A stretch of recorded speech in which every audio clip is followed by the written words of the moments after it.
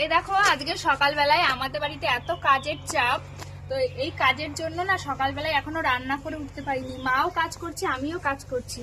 তো তার জন্য সকালবেলায় বিট্টু ভাইকে দিয়ে পরোটা নিয়ে আসা করালাম, যে পরোটা নিয়ে তাহলে আমরা সকালে খেয়ে নেব, পরে রান্না করব। অনেক কাজে ব্যস্ত হয়েছি। আর ও এত চালাক, মানে দোকান থেকে না ধরো 500 যদি পরোটা নেয় তাহলে একবারে একসাথে তরকারিটা দিয়ে দিলে কম দেয়, আর আলাদা আলাদা করে নিয়ে এসছে। দেখো তরকারি বেশি পাওয়া যায়, তার জন্য বিট্টু ভাই দেখো সব আলাদা আলাদা করে নিয়ে এসছে। এই দেখো, এর জন্য ভাবলাম পরোটা খেয়ে নিই, তারপরে রান্না টান্না করব।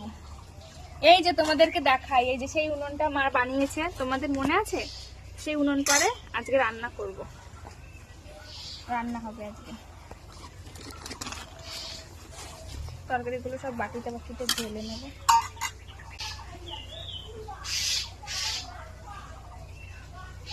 তো আমি এখন খাওয়া দাওয়াটাও করব খুব তাড়াতাড়ি করে, বাড়িতে আমার কাজ রয়েছে, তার জন্য খুব তাড়াতাড়ি করে খাবো।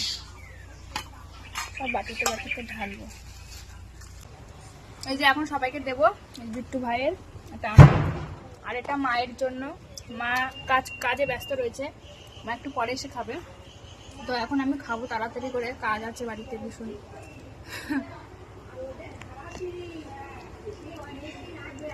এই তরকারিটা এত সুন্দর বানায়, খুব সুন্দর বানায়। এই দেখো ছোট ছোট করে পনির কেটে কেটে দেয়। এখন খাওয়া দাওয়া করি, পরে তোমাদের সাথে আবার কথা বলবো। টাটা।